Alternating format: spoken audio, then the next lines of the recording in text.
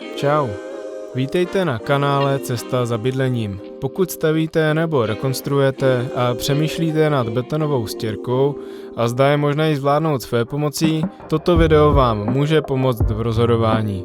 Já osobně ji budu dělat poprvé a to rovnou v docela složitém prostoru schodiště. Pokusíme se předat nové zkušenosti a třeba vám to dodá odvahu si to taky vyzkoušet. Jdeme na to. Po prvním pokusu v kuchyni, který dopadl fakt dobře, jsme si řekli, že by to v tom domě přece jenom chtělo na pár místech zopakovat, a to nejenom z designových důvodů, ale taky z praktických, protože například tady toto schodiště je jedno z těch namáhanějších prostor, co se týká těch nášlapů, které když se dají do výmalby, tak se můžou často okopávat a tím pádem se to musí pravidelně opravovat, anebo když máte na stěně zábradlí, tak se to taky může za ním ochmatávat, a proto jsme si řekli, že ta stěrka by to mohla vyřešit a ještě k tomu to bude vypadat fakt dobře. Takže jsme se rozhodli i tento složitější prostor opět zkusit udělat své pomocí do betonové stěrky a budeme opět používat stejně jako předtím stěrku ze Stěrkolandu. Odkaz na Stěrkoland máte opět v popisku a můžete se podívat na web, kde je spousta různých inspirací, informací a hlavně různých typů stěrek, které si můžete vybrat, různých barev, odstínů i ukázek různých dekorů, které lze docílit různými technikami. V tomto videu vidíte jenom jednu, kterou jsme si vybrali my, a podíváme se rychle na ten materiál, který budeme používat. Tento největší kýbl je ta samotná stěrka, ze kterou budeme dělat 2 vrstvy a tím vznikne ten samotný dekor. Je 20 kg a vystačí přibližně na 10 m2 ve 2 vrstvách. Stěrka jako taková má světlou barvu, a abychom docílili odstínu, který jsme si vybrali, což v našem případě bude světle šedá, tak k tomu slouží toto lazento, které se aplikuje už na tu druhou hotovou vrstvu, potom co jste dokončili ten svůj dekor. Tak toto lazento se aplikuje tady touto aplikační houbou.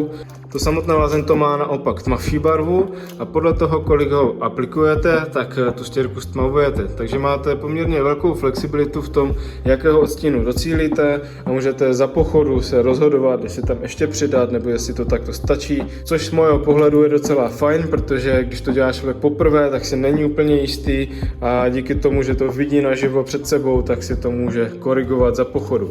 A poslední vrstva, kterou budeme dělat, je tady tento lak. Ten lak se dělá v matné i lesklé verzi, my jsme si vybrali matnou, a to samotné lakování se dělá úplně nakonec až potom na barvení. To lakování zároveň není potřeba dělat vždycky, je to na rozhodnutí, jestli chcete zvýšit odolnost té stěrky nebo naopak ji nechat v té přirozené struktuře.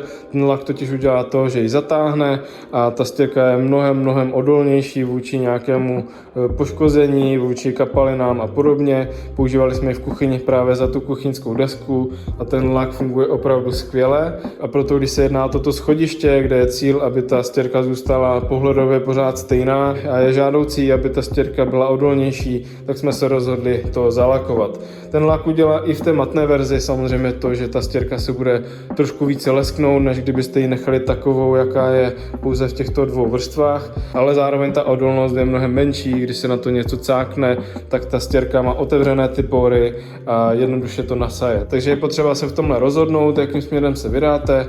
My jsme se vydali tímto a teď už nezbývá, než se to tady trošku dopřipravit a začneme pracovat. Bude to pro nás trošičku složitější v tom si rozmyslet, kde začít a jak navazovat, protože těch spojů a těch rohů je tady spousta. Budeme si to tady muset páskovat kolem té vymalované stěny a podobně, aby už se nic nepoškodilo ideálně, a zároveň u této vysoké středové stěny se budeme potkávat v několika rozích, takže to bude trošičku výzva. Pokusím se během práce tady dělat i timelapsy na tom schodišti, přestože je to prostorově docela složité, ale pro nás bude hlavně zajímat výsledek a ty zkušenosti, jaké jsme se s tím zase naučili, a to všechno si řekneme. Takže jdeme do práce.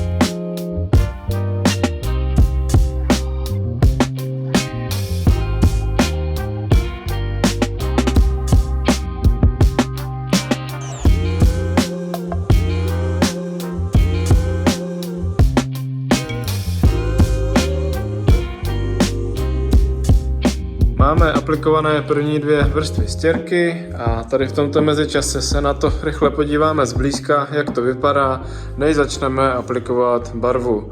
Rozhodli jsme se to udělat ve 2 vrstvách. Tou první vrstvou jsme přetáhli celou tu plochu od krajů, veškerých rohů i u těch schodů, aby se opravdu ten původní materiál, což tady byla sádrová stěrka, tady to bylo lepidlo, které bylo nanesené na tom betonovém schodišti, tak aby se celá ta plocha sjednotila do stejného materiálu tou základní vrstvou, ideálně tak, aby tam nebylo moc hrbolů a různých map a podobně, protože ty jsme chtěli vytvářet až v té druhé vrstvě. A ten výsledek je za nás moc pěkný, na to, že já osobně jsem tohle dělal opravdu poprvé v životě, tak je to přesně to, co jsme chtěli, je to takové organické, neúplně opakující se a opravdu na co jsem musel dávat jedině pozor, tak abych nedělal pořád stejný pohyb dokola a díky tomu ta stěrka trošku mění ten svůj tvar a není v podstatě na žádných 2 místech stejná, což bylo v tomhle případě účel a někdo by to možná chtěl naopak úplně uniformní a to je výhoda těch stěrek, že si to můžete udělat přesně jak chcete, protože těch možností tam je opravdu nesčetně. Tady na těchto větších plochách jsem dělal ty tahy trošku větší a celkově ty plochy nebo ty pole jsou takové roztahanější. Shodli jsme se, že na té větší ploše se ten roztáhlejší vzor nám líbí trošku víc, ale to je výhoda té stěrky, že si to člověk může udělat přesně podle toho, co chce, takže jestli se někomu líbí něco jiného, tak je to opravdu jenom o té fantazii a trošku si přijít na tu techniku, jak to vlastně docílit. Na rozdíl od těch stupňů, které jsem dělal první, a jsem za to rád, protože jsem si tady vyzkoušel jednu techniku a to byla ta, že i v druhé vrstvě jsem dělal celou plochu a trošku jsem to poťapal po celé ploše tím hladítkem, tím se vznikla taková struktura a když se to nechalo nějakých 15 až 30 minut zaschnout, tak se to potom dalo pěkně roztahat a uhladit, jenomže ten rozdíl je v tom, že ten vzor je tím pádem úplně všude a jestli vidíte tady už ty pole, tak ty jsem právě dodělal zpětně ve 3. vrstvě, abych to trošku překryl a přiblížil se víc tady k tomu, co je na té stěně. Schodiště je takto připravené na aplikaci 3. vrstvy a to je barva. Budeme to postupně stmavovat, nechceme to udělat moc tmavé, myslím si, že té barvy tam nedáme tolik a necháme to trošku světlejší. A sám jsem zvědavý, jak se to bude probarvovat mezi těmi 2 vrstvami. Ale tak i tak už to teďka vypadá dobře, takže si myslím, že se to snad jenom ještě zlepší. Možná ještě předtím trošičku opravím nebo strhnu nějaké ostré výstupky, protože přece jenom toto je ten hrubý stav, jak jsem to nechal, když jsem dodělal 2. vrstvu, takže to ještě jednou projdu, zkontroluju, možná najdu ještě nějaké místo, kde jsem třeba udělal zářez hladítkem. To je možná taková asi nejtěžší věc v té 2. vrstvě, si dát pozor na to, abyste někde nenechali nějakou čáru, jste tam třeba zařízli to hladítko a podobně, ale jinak se to dá řešit i zpětně tou 3. vrstvou, stejně jako na těch schodech. Takže žádný problém a my jdeme zpátky do práce a pak se mrkneme na výsledek už zalakované stěrky.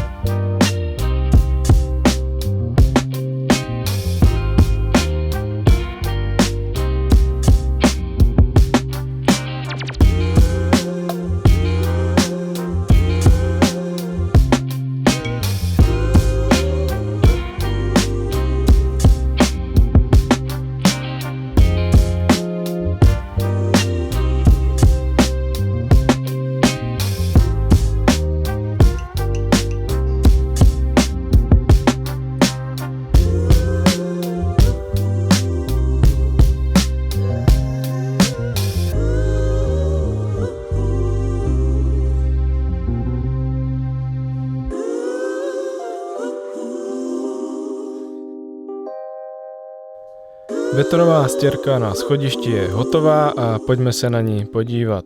Během toho, co to tady budu procházet, se můžete podívat, jak vypadá a já bych řekl několik zkušeností z toho provádění, protože nejenom, že jsem to dělal poprvé, ale zrovna jsem si vybral i trošku složitější prostor, vzhledem k tomu, že na tom schodišti se člověk hodně pohybuje na štaflích, různě ve vzduchu a podobně. takže ty podmínky byly trošku stížené, ale i přesto se podařilo dosáhnout pěkného výsledku, se kterým jsme spokojení a podařilo se navázat na tu předchozí stěrku, kterou dělala manželka a myslím si, že spolu pěkně budou hrát. Na začátek bych chtěl rychle uvést, že detaily kolem schodišťových nášlapů ještě nejsou hotové, protože do budoucna tady budeme dělat dubové nášlapy, stejně jako je to zábradlí, a proto jsem si u těch krajů nemusel tolik hrát s detaily. V té ploše samozřejmě jsem si s tím musel hrát trošku víc a dávat si pozor na to, abych neopakoval stejné tahy, ale podařilo se mi udělat takový ten organický vzhled, stejně jako máme v kuchyni, a myslím si, že se to podařilo. V předposledním kroce jsem se pustil do barvení lazentem, to byla taky moje první zkušenost a překvapilo mě, že docela hodně dává, takže je s ním potřeba pracovat opatrně a nenabírat ho na tou houbičku tolik, protože jestli chcete dosáhnout takové světlejší šedé jako my, tak je potřeba s ním trošku šetřit a poctivě ho rozmazávat. Toho lazenta mi hodně zbylo, což znamená, že na tuto dávku je možné udělat mnohem tmavší šedou, kdyby někdo chtěl, a to mi přijde jako skvělá výhoda tohoto výrobce, že si za pochodu můžete stmavovat dle libosti a dosáhnout takové stupně šedi nebo jiné barvy, jak potřebujete, podle toho, jak vám to ladí v tom interiéru. Je možné například udělat první den tu nejsvětlejší šedou a druhý den se na to vyspíte, podíváte se a zjistíte, že by to ještě možná trošku sneslo, tak tam můžete přidat další vrstvu a postupně to takto stmavovat. Co se týká detailů kolem hran a podobně, tak je možné to brousit, já jsem to vzal takovým jemným šmirglem, a to proto, že jsem je chtěl trošku zakulatit a jsou takové příjemné do ruky.